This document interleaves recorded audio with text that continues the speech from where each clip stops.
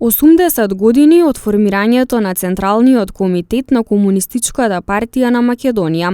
Вчера свечено беа одбележани во Тетово. Одбележувањето кое се одвиваше во дворот од куќата на семејството Јовановци, каде била формирана партијата, започна со интонирање на македонската химна, а потоа пред присутните кои дојдоа во голем број, се обратија председателот на Сојузот на борци на Македонија, доктор Никола Стојановски, министерот за внатрешни работи Оливер Спасовски, како и директорот на Националната установа Музеј на Тетовски крај Миќо Стојчевски, осврнувајќи се на значењето на 19 март како светол датум во македонската историја во процесот на создавање македонска држава. Во рамки на одбележувањето пак голем број делегации положија цвеќе пред спомен бистата на Јосип Броз Тито. Да се подсетиме на оно што било пред 80 години.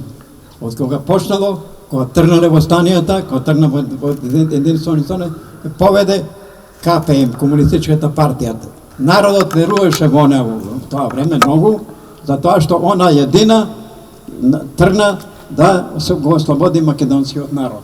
Тоа го прифатиме сите тогаш, јас сум овој 100 години, али што бевме ние тогаш, дечиња таму 16 години, го прифативме, разбираш, не, и тргнавме по партизанските одреди, ја 42 години отидов Велешкиот партизански одред и се борев додека траеше борбата. И створивме држава, која е прва после Самуиловото царство.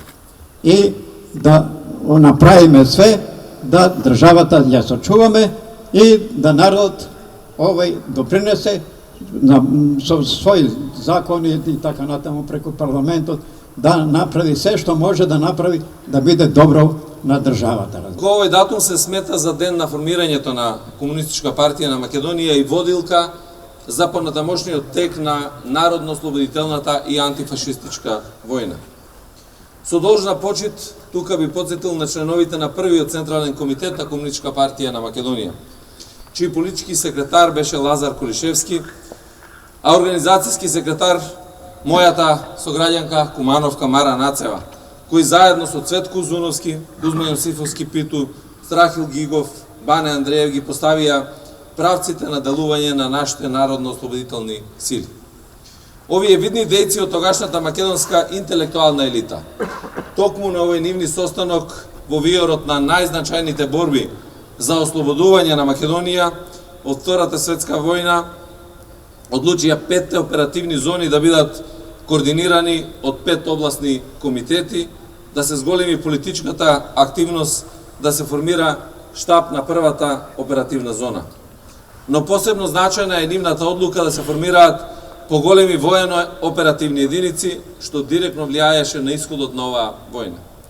Тоа беше и почетокот на новите баталјони и бригади, чии членови, сплотени во идејата за зајакнување и просперитет на државата, низ единството на партијата храбро не донесоа до конечната победа на народно-ослободителната војска до слободата, а со неа и до долго посакуваната повоена македонска државност.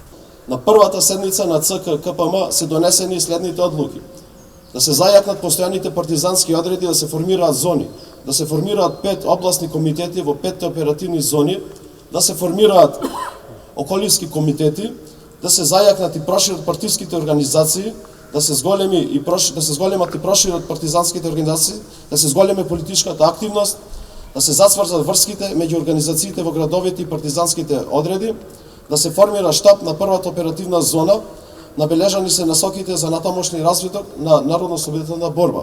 На одбележувањето на 80 годишниот јубилеј од формирањето на Централниот комитет на Комунистичката партија на Македонија му претходеше историски час со учениците од основните училишта, а вчерашната централна манифестација по повод јубилејот беше организирана од Општинската организација на Сојузот на борци од Тетово.